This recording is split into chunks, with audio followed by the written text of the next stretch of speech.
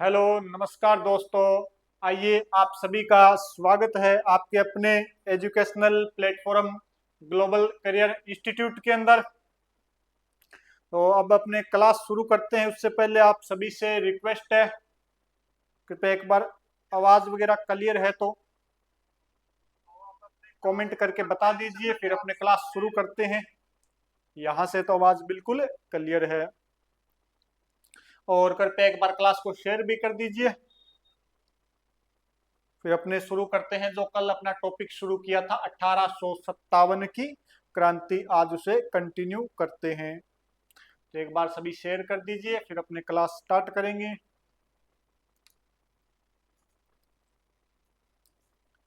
और कमेंट करके बता दीजिए आवाज वगैरह क्लियर है तो।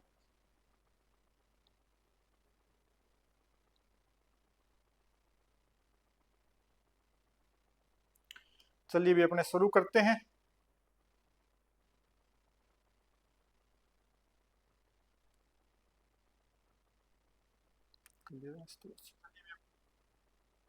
ठीक है, चलिए अपने शुरू करते हैं। अपना जो टॉपिक था वो था 1857 की क्रांति। अपना टॉपिक चल रहा था 1857 की। अब इसमें अपने कल देखा था कि सबसे पहले 1857 की क्रांति के क्या क्या कारण रहे थे। उसमें अपने देख लिया था कि सहायक संधियां भी एक प्रकार से क्रांति का कारण रही थी। इसके बाद में अपने देखा था कि अधीनस्थ संधियां भी क्रांति का क्या रही थी, कारण। ये संधियां कब किसके समय हुई थी, ये बातें अपने कल कर चुके हैं। नेक्स्ट अन्य कारणों में हमने देखा था कि धार्मिक कारण हो गए। धर्म के मामले में अंग्रेज खुद को श्रेष्ठ बताते थे। सामाजिक कारण हो गए, आर्थिक कारण, राजनीतिक प्रशासनिक, डलहौजी की राज्य हड़प नीति, इसके अलावा गोद निषेध नीतियां, इनका क्या रही थी प्रमुख रूप से कारण। तात्कालिक कारण की बात करें तो उसमें आ गए थे चर्बी वाले कारतूस, क्योंकि क्रांति से पहले 1856 में अंग्रेज जिस बंदूक का काम लिया करते थे वो थी ब्राउन बेस, और नई राइफल ले आए थे वो एनफील्ड राइफल, जिसका जो कारतूस हुआ करता था उसके ऊपर गाय व सुअर की चर्बी लगी होती थी। और इसी कारण अपने जो सिपाही थे, भारतीय सिपाही थे, उनकी धार्मिक भावना आहत होती है। और एक मैंने आपको बताया था कि जो प्लासी का युद्ध था, इसके लगभग 100 साल पूरे हो रहे थे, तब भी लोगों में थोड़ा विद्रोह की भावना थी। ये अपने कल कारण देखे थे। इसके बाद में अपने प्रमुख पद देखे थे कि कौन ब्रिटिश प्रशासन के अंदर प्रमुख पद पर था, भारतीय प्रशासन में कौन था प्रमुख पद के ऊपर, और इसके अलावा क्रांति की शुरुआत कब होती है, किसके समय होती है, वो सब बातें अपने कल चर्चा कर चुके हैं। ये अपने कल देख लिया था। फिर अपने देखी थी कि राजस्थान के राजाओं से अधीनस्थ संधि करने के बाद 1818 में संधियां हो गई थी लगभग सभी, एक सिरोही को छोड़कर। तो कहा भी राजस्थान को ऑपरेट करने के लिए कोई व्यक्ति चाहिए, और उस व्यक्ति का नाम था रेजिडेंट फॉर राजपुताना। उस व्यक्ति के पद का नाम क्या रखा गया, रेजिडेंट फॉर राजपुताना, जो कहां बैठा करता था 1818 में दिल्ली में इसका मुख्यालय हुआ करता था।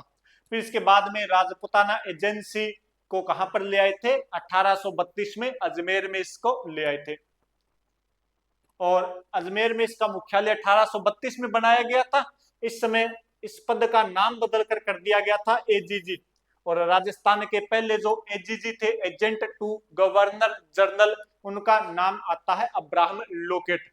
और 1857 के समय कौन थे, जॉर्ज पैट्रिक लॉरेंस अपने एजीजी हुआ करते थे। इसका ग्रीष्मकालीन मुख्यालय 1845 में माउंट आबू में स्थानांतरित कर दिया गया था। इतना ही देखा। अच्छा, और भी है क्या, ये तो मैंने आपको थोड़ा बता ही दिया था। और ये अपने कल पीए और रियासतों के पीए, उनके शासक और रियासतें देख ली थी। ठीक है, अब देखते हैं आगे। अब अपने आगे देखते हैं कि जब 1857 की क्रांति चल रही है, उस समय राजस्थान की क्या स्थिति है। उस समय राजस्थान की क्या स्थिति है 1857 की क्रांति के समय राजस्थान की स्थिति को देखते हैं। तो चलिए फिर अपने शुरू करते हैं। 1857 की क्रांति के समय राजस्थान की क्या स्थिति रही थी, कितनी रियासतें थी, क्या छावनियां थी यहाँ पर, इन सब के बारे में अपने चर्चा करते हैं। ये पेज हटा देते हैं, थीम अपने ब्लैंक। अब बात करें कि 1857 के समय राजस्थान या राजपुताने की क्या स्थिति थी। 1857 के समय राजस्थान की स्थिति, राजस्थान की क्या स्थिति थी, इसके बारे में अगर अपने चर्चा करें तो उस समय राजस्थान दो भागों में विभाजित था। एक तो था ब्रिटिश, आपके राजस्थान बोल सकते एक प्रकार से, जिसके ऊपर सीधा अंग्रेजों का अधिकार था। एक अपने राजाओं के अधीन जो हुआ करता था वो हो गया। तो इस समय अगर बात करें अपने राजपुताना के अंदर 19 तो क्या थी, देसी रियासतें।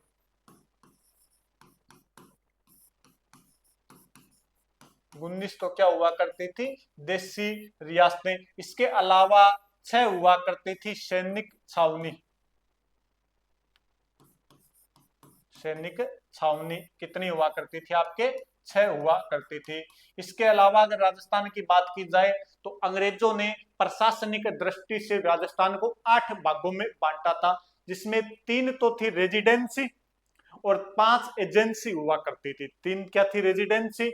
रेजिडेंसी में 3 कौन कौन सी थी, आमेर था, जोधपुर था और उदयपुर। ये 3 तो अपने रेजिडेंसी हुआ करती थी बड़ी, जहां पर आपके एजीजी के हवाले हुआ करती थी। और 5 यहाँ पर क्या हुआ करती थी, एजेंसियां, जो पीए के अधीन हुआ करती थी, अपने छोटी एजेंसियां थी। ठीक है, अब बात करते हैं कि 19 रियासतें कौन कौन सी थी।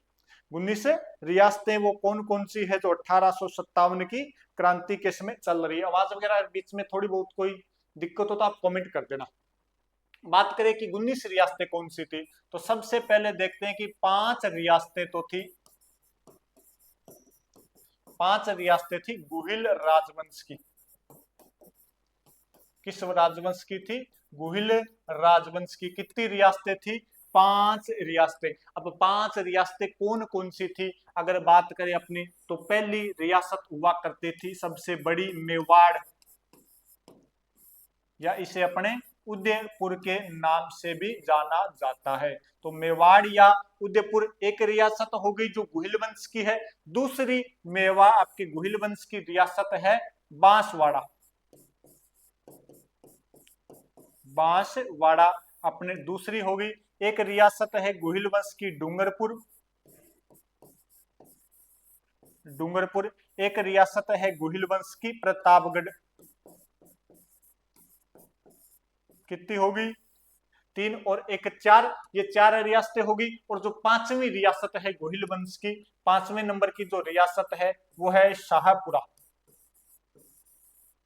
वो कौन सी रियासत है, शाहपुरा। तो ये 5 रियासतें तो अपनी किस राजवंश से संबंधित थी, गुहिल राजवंश की 5 रियासतें हुआ करती थी। 1857 के समय जब क्रांति होती है उस समय राजस्थान के अंदर गुहिल वंश की कितनी रियासतें थी, 5 रियासतें हुआ करती थी। बात करें अपने इसके अलावा, अपने को 19 गिननी है, अभी तो 5 हुई है। इसके अलावा आगे अपने बात करें तो राठौड़ वंश की रियासतें नंबर 2 पर मैं ले लेता हूं। आपके 3 हुआ करती थी, 3 राठौड़ वंश की रियासतें, राठौड़ वंश की रियासतें। राठौड़ वंश की 3 रियासतें कौन कौन सी हुआ करती थी, आप में से कमेंट करके आप बता सकते हो। इनमें राठौड़ों में सबसे बड़ी रियासत थी जोधपुरिया मारवाड़। मारवाड़ जिसे अपने किस नाम से जाना जाता था, जोधपुर रियासत के नाम से जाना जाता था। राठौड़ों की राजस्थान में सबसे बड़ी रियासत। ठीक है, दूसरी जो राठौड़ों की रियासत है जोधपुर से अलग होकर बनी है वो है बीकानेर रियासत। बीकानेर रियासत। एक राठौड़ों की रियासत हुआ करती थी किशनगढ़ रियासत, किशनगढ़ रियासत। तो ये 3 रियासतें किनकी है, राठौड़ों की। 5 रियासतें किनकी है? गुहिलों की। 5 और 3 कितनी हो गई? 8। 5 और 3 कितनी हो गई? 8। 8 अब अपने को 19 गिननी है। इसके अलावा बात करें तो 2 रियासतें हुआ करती थी कछवाहा राजवंश की। 2 रियासतें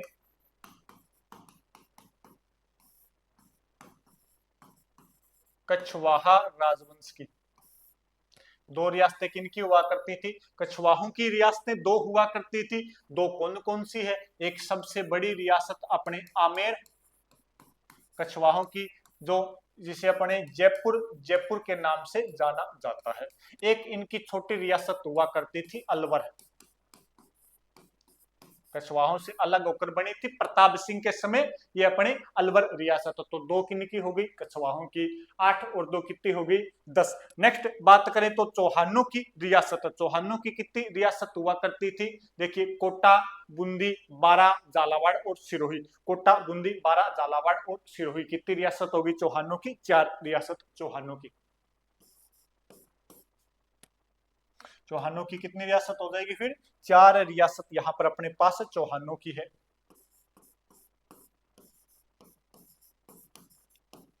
4 रियासत चौहान राजवंश की। चौहान राजवंश की कितनी रियासतें अपने पास? 4 रियासत है। अब बात करें कि 4 रियासत कौन कौन सी है, तो अभी मैंने नाम लिया है। एक रियासत होगी इनकी बूंदी रियासत,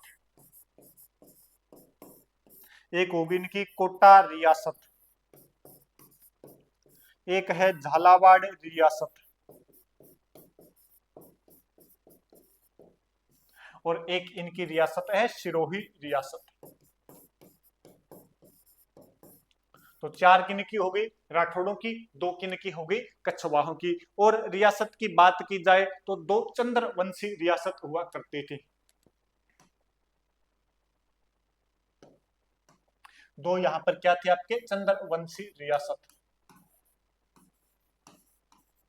2 चंद्रवंशी रियासत हुआ करती थी, या मैं बोल सकता हूं कि यहाँ पर 2 आपके यादव वंश की रियासतें हुआ करती थी। ये 2 कौन कौन सी थी? तो एक तो राजस्थान के सबसे पूर्व में थी, एक राजस्थान के सबसे पश्चिम में स्थित थी। कौन कौन सी है? तो इसमें एक तो आ जाएगी आपके जैसलमेर के बाटी, जैसलमेर के बाटी। तो ये भी स्वयं को भगवान कृष्ण के वंशज मानते हैं। बाटी भगवान कृष्ण के वंशज थे, तो इनकी रियासत जैसलमेर में होगी। एक थे आपके करौली के यादव, करौली रियासत के यादव। तो ये 2 क्या होगी आपके राजस्थान के अंदर? चंद्रवंशी रियासतें हो गई। 2 क्या होगी राजस्थान में? चंद्रवंशी रियासत। और बात करें आगे तो इसके अलावा नंबर 6 पर आ जाएगी आपके जाट राजवंश की रियासतें। और जाट राजवंश की रियासतें कितनी हुआ करती थी? 2 जाट राजवंश की रियासतें। अब वो 2 जाट राजवंश की रियासतें कौन कौन सी थी, इनकी अगर अपनी बात करें तो एक तो सबसे बड़ी रियासत आप जानते हैं जाट राजवंश की भरतपुर, और भरतपुर से अलग होकर बनी थी धौलपुर, जो अंग्रेजों ने बनाई थी। तो एक तो आपकी हो जाएगी भरतपुर, भरतपुर रियासत, और एक क्या होगी आपके? धौलपुर रियासत। एक कौन सी हो जाएगी? धौलपुर रियासत। तो कितनी होगी गिनो? अपने पिछले पेज पर कितनी देखी थी कि 5 किन की हो गई? गोहिलों की। 3 किन की हो गई? राठौड़ों की। 5 और 3 कितनी हो गई? 8। फिर 2 किन की हो गई? आपके कछवाहों की 10। इसके अलावा 4 किन की हो गई? चौहानों की 14। और 2 4 किन की हो गई? 2 आपके चंद्रवंशी, 2 आपके जाट राजवंश। 18 हो गई। एकमात्र मुस्लिम रियासत, अब कौन सी बच गई? एकमात्र मुस्लिम रियासत, और वो कौन सी हुआ करती थी? टोंक। एकमात्र मुस्लिम रियासत। और मैं यहां पर ले देता हूं 19वीं रियासत कौन सी है? एकमात्र मुस्लिम रियासत, एकमात्र मुस्लिम रियासत। और वो कौन सी आपके एकमात्र मुस्लिम रियासत है? टोंक। तो अपने 19 रियासतें हो गई कि 1857 की क्रांति के समय राजस्थान में कितनी रियासतें थी? 19, 19 की 19 अपने देख ली है।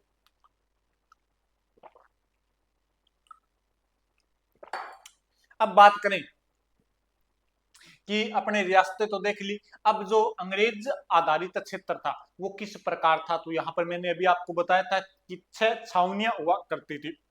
कितनी छावनी थी? यहाँ पर 6 छावनियां हुआ करती थी। वैसे प्रशासनिक दृष्टि से अंग्रेजों ने राजस्थान को 8 भागों में बांटा था। नोट लगाकर लिख लेना यहाँ पर।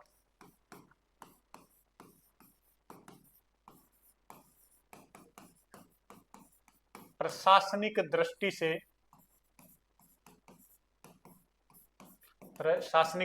से अंग्रेजों ने राजस्थान को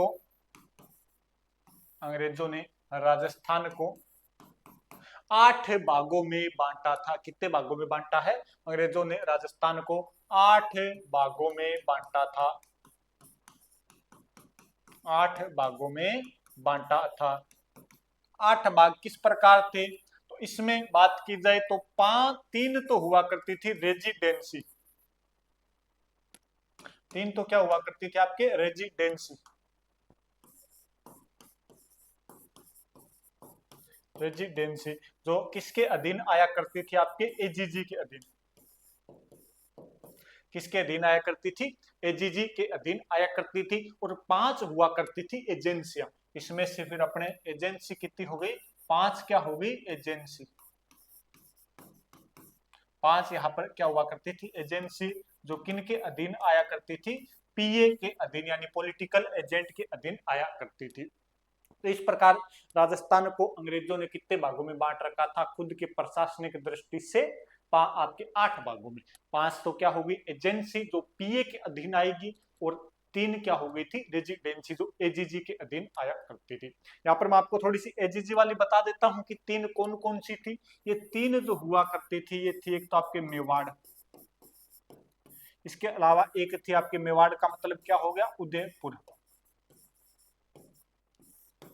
एक थी आपके आमेर यानी जयपुर, और एक थी आपकी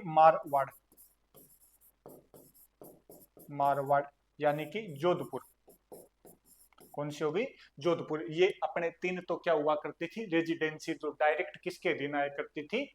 जिसका डायरेक्ट शासन कौन संभाला करता था? एजीजी संभाला करता था। बात करें अपने यहाँ पर रिया आपके एजेंसी की, एजेंसी में हो जाएगी बीकानेर हुआ करती थी, अलवर थी, कोटा थी, बूंदी, झालावाड़ को मिलाकर एक बना दी, एक वेस्टर्न राजस्थान को बना दी थी, पश्चिमी राजस्थान को। तो इसमें अगर लिखना तो वैसे तो क्या लिख लेना चाहिए, एक तो आपके बीकानेर है, अलवर है, एक बूंदी और कोटा को मिला दिया, एक आपके बूंदी और झालावाड़ को मिला दिया, एक कोटा और टोंक को मिला दिया, एक वेस्टर्न राजस्थान की जितनी भी अपने रियासतें रह गई वो हो जाती। ठीक है, यहाँ पर सीधा पीए का अधिकार हुआ करता था। फिर अपने बात करते हैं कि कितनी सैनिक छावनियां हुआ करती थी राजस्थान में अंग्रेजों की। कितनी सैनिक छावनियां हुआ करती थी? इनकी अगर अपनी बात करें तो राजस्थान में कितनी सैनिक छावनियां हुआ करती थी? 6। कितनी छावनियां हुआ करती थी? 6। राजस्थान में सैनिक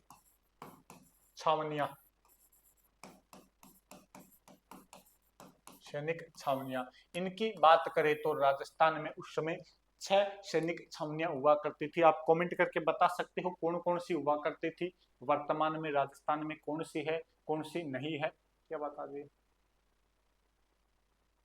चल तो रहा है ये,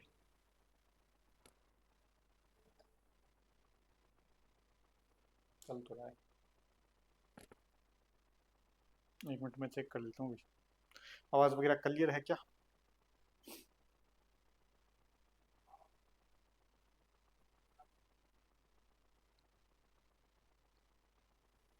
ठीक है, अभी चल रहा है, आवाज वगैरह यहाँ से क्लियर है बिल्कुल। और अगर आप भी बता देना आवाज वगैरह क्लियर नहीं हो तो आज, क्योंकि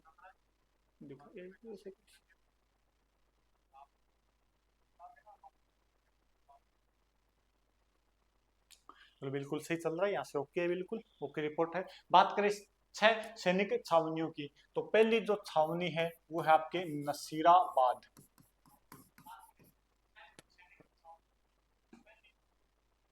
पहली सैनिक छावनी कौन सी है? नसीराबाद।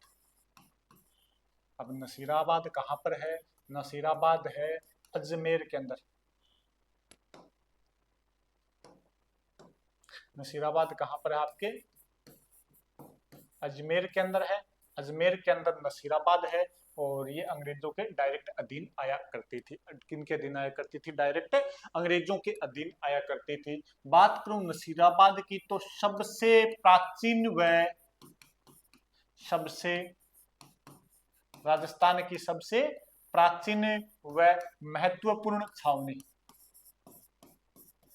राजस्थान की सबसे प्राचीन व महत्वपूर्ण छावनी कौन सी हुआ करती थी? नसीराबाद छावनी। इसकी स्थापना किसने की थी? 1818 में इसकी स्थापना करता है डेविड ऑक्टरलोनी। आपके नहीं, आपके इसकी स्थापना कौन करता है 1818 में?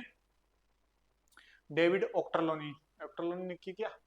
हाँ, डेविड ऑक्टरलोनी इसकी क्या कर लेता है? 1818 में स्थापना करता है। ठीक है, 1818 में इसकी क्या होती है? स्थापना, जिसकी उपाधि थी नसीर ए दिल्ली। और नसीर ए दिल्ली उपाधि होने के कारण उसने जो छावनी बनाई उस छावनी का नाम क्या रखा गया? नसीराबाद।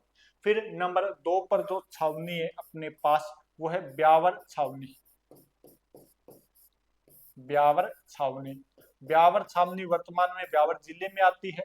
कहां पर आएगी? आपके ब्यावर जिले के अंदर। और इस छावनी की जो स्थापना की थी वो की थी कर्नल एरिक डिक्सन ने। कर्नल एरिक डिक्सन इसकी क्या करते हैं? स्थापना करते हैं। कर्नल एरिक डिक्सन ब्यावर छावनी की क्या करते हैं? स्थापना करते हैं। यहाँ पर मेर जाति की टुकड़ियां रहा करती थी। नंबर 3 पर जो छावनी रहने वाली है वो आपके खेरवाड़ा। खेरवाड़ा छावनी उदयपुर में आएगी। कहां पर आएगी? आपके उदयपुर में। ये आपके भील जनजाति की जो उत्पात मचाया करते थे उनसे सुरक्षा के लिए बनाई गई थी। और नंबर 4 पर जो आपकी छावनी रहेगी आपके नसीराबाद, ब्यावर, खेरवाड़ा और एरिनपुरा। एरिनपुरा छावनी ये अपनी आया करती थी जोधपुर रियासत के अंदर। किस रियासत के अधीन आया करती थी? जोधपुर रियासत के अधीन। और अगर जिला पूछ लिया जाए तो वो हो जाएगा आपके पाली। किस जिले में थी? पाली जिले के अंदर। और रियासत पूछ ली जाए तो कौन सी हो जाएगी? आपके जोधपुर रियासत के अधीन आया करती थी। सर जी कंप्लीट कराओगे क्या राजस्थान जीके? कंप्लीट का तो देखो पता नहीं, लेकिन जो टॉपिक करवाया जाएगा वो आपको यहाँ पर पूरा करवाया जाएगा। कंप्लीट का तो थोड़ा टाइम का अभाव, जिस प्रकार एडजस्टमेंट होगा उस प्रकार कोशिश करेंगे, लेकिन जिस जो टॉपिक अपने शुरू कर लिया वो आपको पूरा करवाया जाएगा, ये कंफर्म है। ठीक है जी।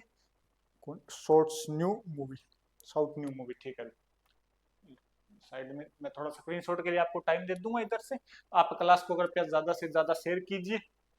क्लास अच्छी लग रही है तो, नहीं लग रही है तो बता दीजिए मेरे को कि नहीं लग रही। इसके बाद में और कौन सी छावनी रहेगी? आपके एरिनपुरा हुई नीमच छावनी।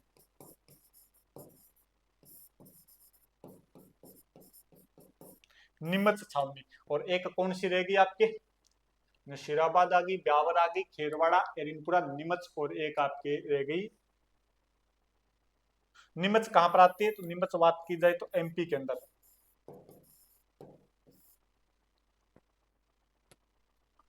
ये कौन सी भूल रहा हूं मैं। सबसे पहले नसीराबाद में विद्रोह हुआ था 28 मई को। गुरुजी प्ले लिस्ट बना दो 4th ग्रेड की। प्ले लिस्ट बनाएंगे जी 4th ग्रेड की, चिंता मत कीजिए। 4th ग्रेड की भी प्ले लिस्ट बनाएंगे आपके। और कोशिश करेंगे कि थोड़ा सा ऐप के ऊपर काम कर लिया जाए। उधर अपने क्लास से, क्योंकि इधर तो फिर टाइम नहीं मिलता है, उधर अपने क्लास से रिकॉर्ड करके ऐप के ऊपर डाल देंगे तो उधर आपके अलग से बैच ही बन जाएगा। और आप बोल सकते हो कि बैच बनाओगे तो मतलब पैसा कमाने का एक तरीका है। ये काम तो यूट्यूब पर भी हो सकता है, लेकिन अगर ऐप के ऊपर करेंगे तो थोड़ा सा उधर अच्छा ढंग से और ढंग से कर लेंगे, क्योंकि उधर तो वो होगा कि फिर अगर कोई बैच लॉन्च किया है तो उसमें प्रॉपर क्लास वगैरह होनी चाहिए। इधर तो ये कि टाइम मिला तो अपने बना ली क्लास, नहीं मिला तो रहने दी। तो उधर अगर बैच कर लेंगे आपके थोड़ा बहुत, तो उसमें थोड़ा सा ऐसे हो जाएगा कि प्रॉपरली आपको सारी चीजें वहीं पर एक जगह मिल जाएगी, क्लासेस वगैरह पूरी मिलेगी उसके अंदर। तो फिर तो वो थोड़ा उधर देखेंगे, कोशिश करेंगे भी थोड़ा सा टाइम निकाल कर। अगली कौन सी छावनी रहेगी मैं भूल रहा हूँ आपकी, अच्छा देवली रहेगी क्या, नंबर 6 पर रहेगी आपके देवली छावनी। देवली छावनी, और देवली जो छावनी है ये आपके टोंक के अंदर कहाँ पर आया करती थी, टोंक के अंदर देवली छावनी आया करती थी। तो ये छावनियां हुआ करती थी राजस्थान के अंदर, जहां से अंग्रेज राजस्थान को क्या किया करते थे, ऑपरेट। अजमेर तो उनके पास है ही, एक इनका प्रमुख मुख्यालय मेवाड़ में है, एक इनका प्रमुख मुख्यालय जोधपुर में है। इसके अलावा ये यहाँ पर जो पीए बैठा करते हैं ये इनकी क्या है, छावनियां है। ठीक है, छह क्या होगी इनकी सैनिक छावनियां। अब चलते हैं कि 1857 की क्रांति की ओर। अब 1857 की क्या करवा देते हैं, क्रांति करवा देते हैं। चलिए तो फिर स्क्रीनशॉट लेना है तो लीजिए जल्दी से, फिर आगे चलते हैं। लीजिए अगर किसी को स्क्रीनशॉट लेना है तो। अब चलते हैं 1857 की क्रांति। 1857 की क्रांति की अब अपने क्या कर लेते हैं, शुरुआत कर लेते हैं। क्या कर लेते हैं, शुरुआत कर लेते हैं।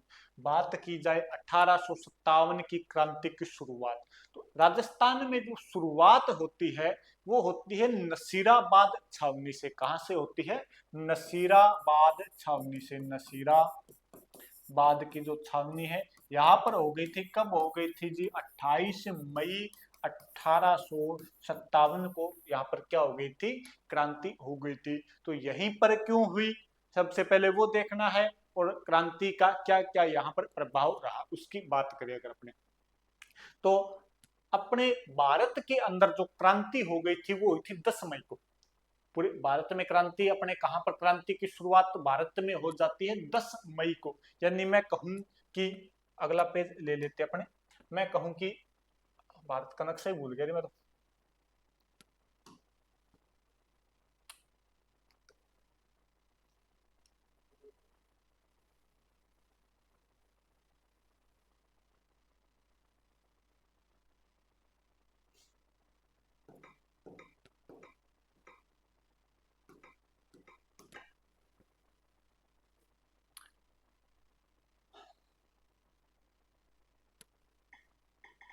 एक मिनट वेट कीजिए, फिर अपने थोड़े से नक्शे से ढंग से पढ़ लेंगे, आपको थोड़ा अच्छे से समझ में आ जाएगा।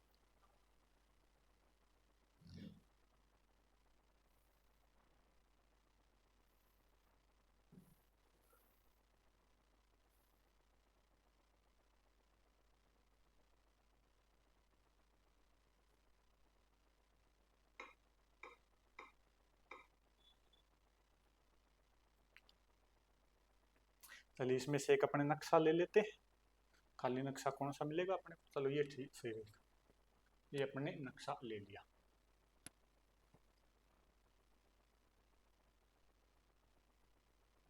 इंसर्ट,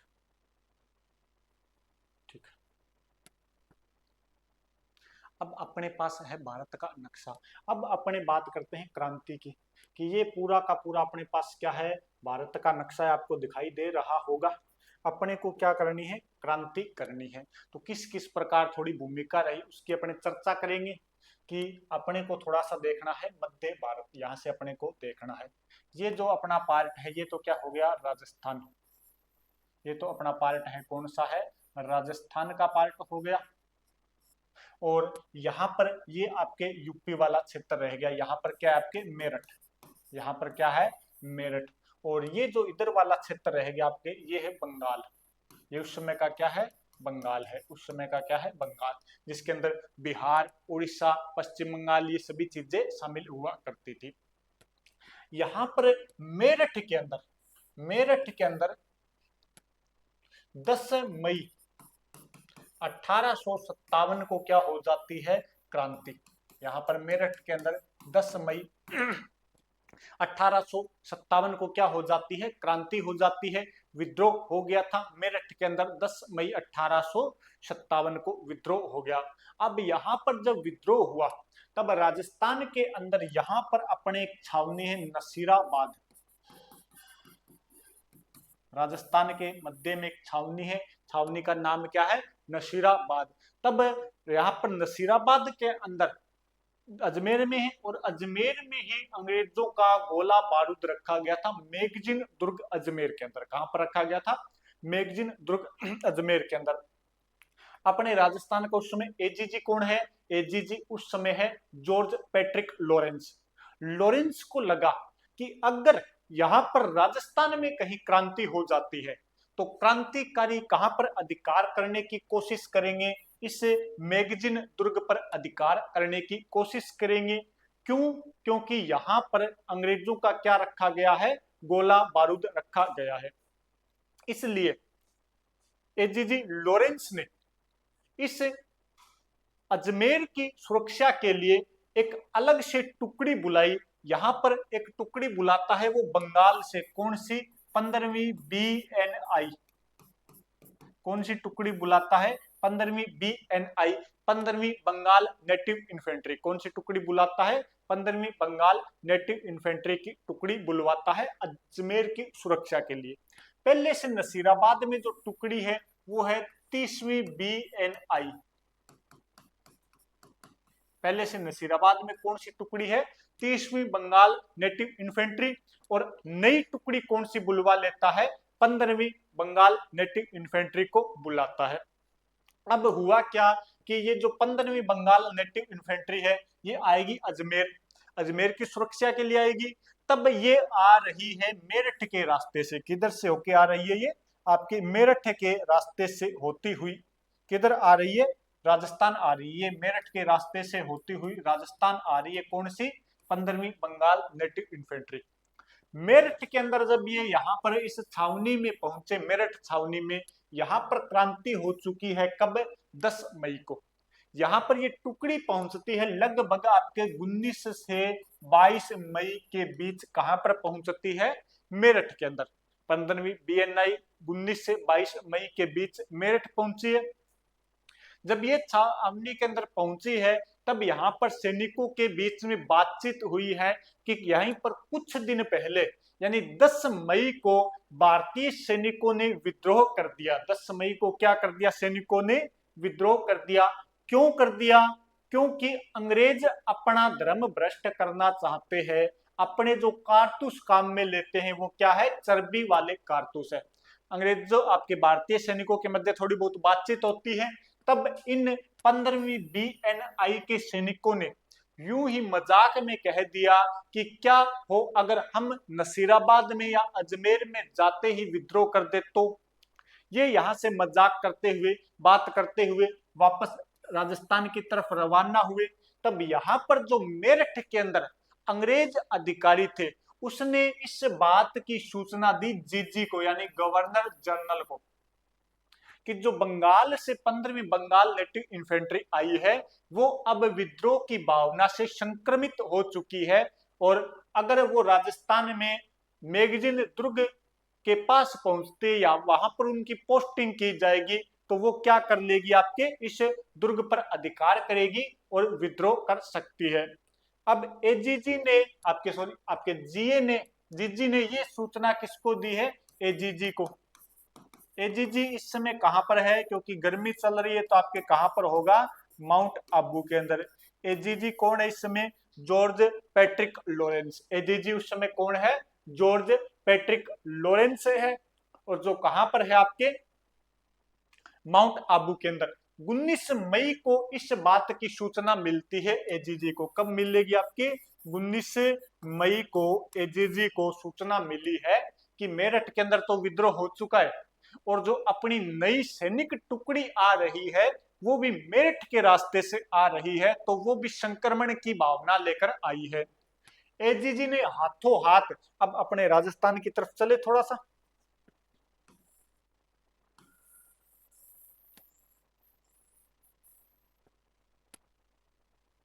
एजीजी ने हाथों हाथ इस टुकड़ी को कहा, इस टुकड़ी के लिए आदेश जारी किया कि ये टुकड़ी अजमेर नहीं पहुंचनी चाहिए। ये क्या आपके नसीराबाद या मैं बोल सकता हूं अजमेर है। एजीजी कहां पर है? अभी माउंट आबू के अंदर है। यहां पर कौन आपके एजीजी? एजीजी का मित्र हुआ करता था जोधपुर का शासक तख्त सिंह। तो एजीजी ने तख्त सिंह को पत्र लिखा है और कहा है कि मुझे अजमेर की सुरक्षा के लिए, मुझे अजमेर की सुरक्षा के लिए सैनिक टुकड़ी चाहिए। तो तख्त सिंह ने कुशल राज सिंघवी के नेतृत्व में सेना भेज दी। कहां पर है? अजमेर के अंदर। अजमेर में अब सेना आ चुकी है अजमेर की सुरक्षा के लिए। इधर से आई है कौन सी? 15वीं BNI, 15वीं बंगाल नेटिव इन्फेंट्री। अब एजीजी ने कहा भी जैसे यहाँ पर 15वीं बंगाल नेटिव इन्फेंट्री आए अजमेर के अंदर, तब इनके हथियार जब्त कर लो और इन्हें कहां पर भेज दो? अपनी छावनी है नसीराबाद। कौन सी छावनी है? नसीराबाद। यहां पर इन्हें भेज दिया जाए जहां पर पहले से कौन सी है? 30वीं BNI पहले से तैनात है। तो 15वीं BNI, 15वीं बंगाल नेटिव इन्फेंट्री जैसे ही अजमेर में आती है तो इनके हथियार जब्त कर लिए गए। हथियार जब्त करने के बाद इनको कहा भी आप कहां पर चले जाओ? नसीराबाद छावनी में चले जाओ। इन सैनिकों ने पूछा भी हम अभी तो आए हैं, हमें न तो कोई विश्राम करने दिया और आपने हमारे हथियार भी जब्त कर लिए, तो हम अभी नसीराबाद क्यों जाए? लेकिन यहाँ पर इनको नहीं रुकने दिया और हाथों हाथ किधर भेज दिया गया? नसीराबाद की तरफ। नसीराबाद में एक अन्य टुकड़ी भेजी गई थी जिसका नाम था बॉम्बे लांसर्स। बॉम्बे लांसर्स के लगभग 200 या 500 सैनिक थे। इनको कहा गया भी जैसे ही ये 15वीं बंगाल नेटिव इन्फेंट्री आती है नसीराबाद में तो आप इनके ऊपर निगरानी का काम करोगे। यानी इनके ऊपर निगरानी कौन रख रहा है? निगरानी कौन रख रहा है? बॉम्बे लांसर्स। 15वीं बंगाल नेटिव इन्फेंट्री के ऊपर निगरानी का कार्य किसे सौंपा गया? बॉम्बे लांसर्स को। हथियार वगैरह जब्त कर लिए इनके, एक घेरे में बिठा दिया गया, चारों तरफ बंदूकधारी सिपाही इनके खड़े हैं और कहा भी अगर थोड़ी बहुत भी अगर ये चालाकी करे तो इन्हें बंदूकों गोलियों से भूंद दिया जाए यानी मार दिया जाए। तब यहीं पर इसी में एक सैनिक हुआ करता था बख्तावर सिंह। एक सैनिक हुआ करता था बख्तावर सिंह। उसको कहीं से सूचना मिली कि अपने दक्षिण में एक राज्य है गुजरात और गुजरात का एक शहर है डीसा। डीसा से अपने दमन के लिए, अपना दमन करने के लिए डीसा से एक यूरोपियन टुकड़ी और आ रही है। यूरोपियन टुकड़ी आ रही है। कहां पर आ रही है जी? नसीराबाद के अंदर। बख्तावर सिंह को सूचना मिलती है कि डीसा गुजरात से इस 15वीं BNI का दमन करने के लिए एक टुकड़ी आ रही है जो प्रॉपर रूप से कौन सी है? यूरोपियन टुकड़ी है, वो डीसा से चली है।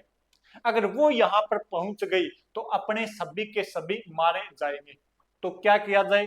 मरता क्या नहीं करता। और इन 15वीं बंगाल नेटिव इन्फेंट्री के सैनिकों ने 28 मई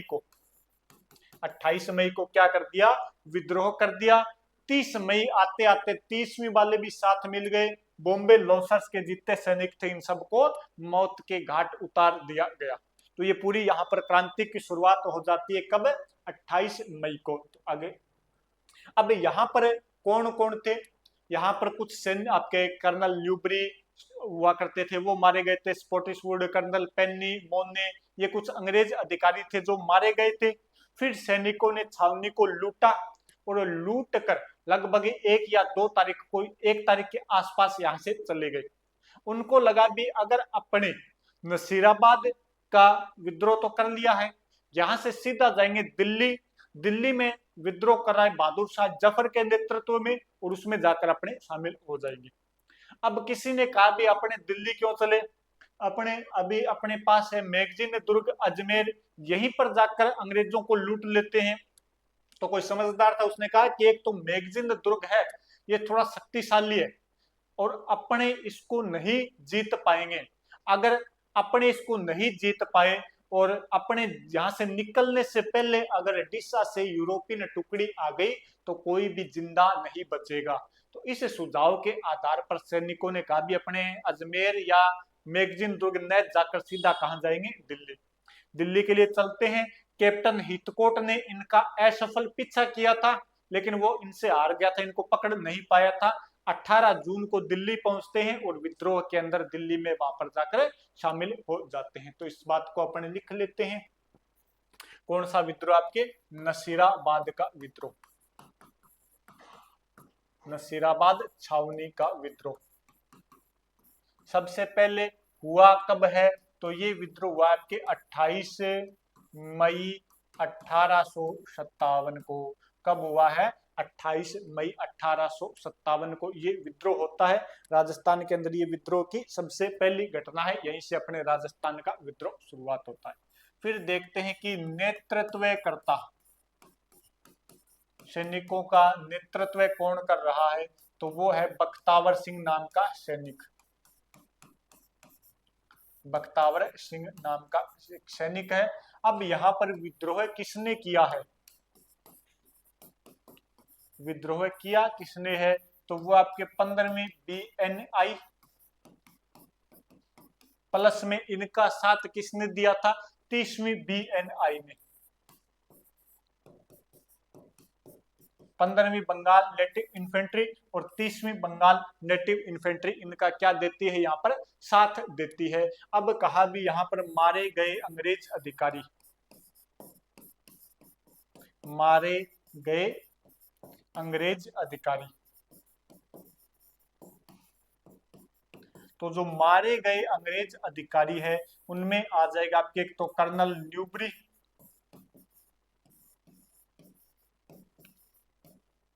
कर्नल न्यूबरी। इसके अलावा डॉक्टर पेनी, हृदयाघात से मारे गए थे ये तो।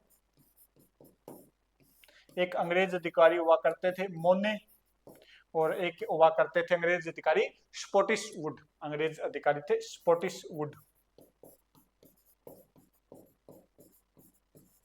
तो कर्नल न्यूबरी, स्कॉटिश वुड, आपके अंग्रेज अधिकारी मोने, और इनके डॉक्टर हुआ करते थे जो हृदय आघात से मारे गए थे। डॉक्टर पेनी इसमें मारे गए थे।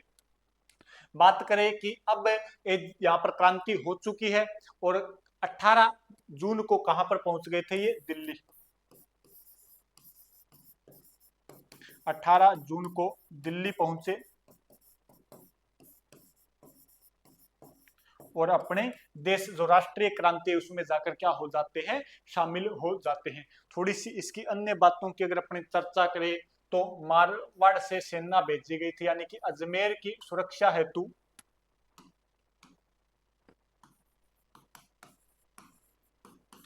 अजमेर की सुरक्षा हेतु,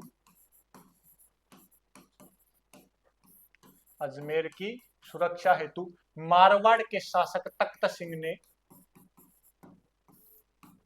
मारवाड़ के शासक तख्त सिंह ने, तख्त सिंह ने कुशल राज सिंघवी के नेतृत्व में, कुशल राज सिंघवी के नेतृत्व में सेना भेजी, नेतृत्व में सेना भेजी। ये पॉइंट ध्यान रखना, इस समय सेनापति कौन था इनका? कुशल राज सिंघवी। एक पॉइंट यहां पर ध्यान रखना कि दिल्ली जाती हुई, दिल्ली जाते हुए विद्रोही सैनिकों का पीछा किसने किया था?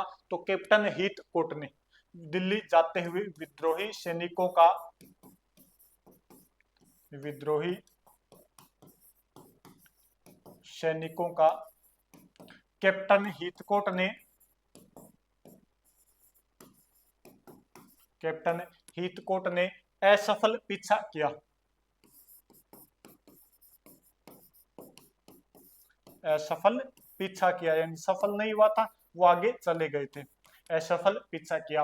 और तीसरी ध्यान रखना कि नसीराबाद छावनी पर जो पुनः अधिकार करेंगे अंग्रेज, तो किसकी सहायता से पुनः अधिकार करेंगे? तो नसीराबाद छावनी पर, नसीराबाद छावनी पर एक तो उन्होंने बुलाई थी यूरोपियन टुकड़ी, उसकी सहायता होगी नसीराबाद छावनी पर यूरोपियन टुकड़ी।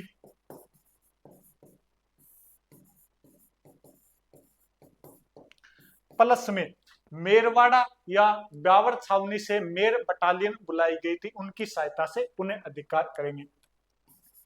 प्लस में मेर बटालियन, 2 मेर बटालियन बुलाई गई थी, मेर बटालियन की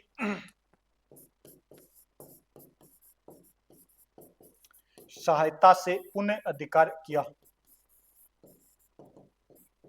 पुनः अधिकार किया। ये अपने क्या हो गया 1857 में नसीराबाद में जो विद्रोह हुआ था उसकी अपने प्रमुख प्रमुख बातें देख ली। सबसे पहले विद्रोह 28 मई को नसीराबाद में, नेतृत्वकर्ता बख्तावर सिंह मारे गए। आपके बटालियन पूछ ली जाए तो 15वीं और 30वीं BNI मारे गए अंग्रेज अधिकारी कर्नल न्यूब्री, स्पोटिसवुड, डॉक्टर पेनी और मोने, ये अंग्रेज अधिकारी थे। 18 जून को ये दिल्ली पहुंच जाते हैं। इनका असफल पीछा किया था कैप्टन हितकोट ने, और अजमेर की सुरक्षा के लिए मारवाड़ शासक तख्त सिंह ने सेना भेजी है, किसके नेतृत्व में? कुशल राज सिंघवी के नेतृत्व में। वह सैनिक यहाँ से चले गए तो नसीराबाद खाली है। उस छावनी पर अधिकार करने के लिए एजीजी ने एक तो यूरोपियन टुकड़ी जो डीसा से बुलाई थी, पास में छावनी लगती थी आपके मेर ब्यावर छावनी, तो यहाँ से मेर जाति की 2 टुकड़ियां बुलाता है और उनके अधिकार से, उनके सहयोग से इस पर क्या कर लेता है? अधिकार कर लेता है। और एजीजी को सूचना कब मिली थी? 19 मई को। मेरठ विद्रोह की सूचना कब मिलती है एजीजी को? 19 मई को। कहां पर मिली थी? माउंट आबू के अंदर, जो आप ध्यान रखना। तो चलिए आज की क्लास यहीं पर विराम देते हैं, कल आगे और करेंगे। और आप सभी से रिक्वेस्ट है कि क्लास को कृपया ज्यादा से ज्यादा शेयर कर दीजिए। क्लास कैसी लगी कमेंट करके बता दीजिएगा। और आगे क्लास का टाइम लगभग दिन में रहने वाला है, तो आप ज्यादा से ज्यादा क्लास को शेयर कीजिए। आप सभी का दिन शुभ हो, मंगलमय हो, इसी कामना के साथ आज अपने क्लास को विराम देते हैं। सभी को जय श्री कृष्णा, राधे राधे, जय हिंद, जय भारत। ओके, धन्यवाद।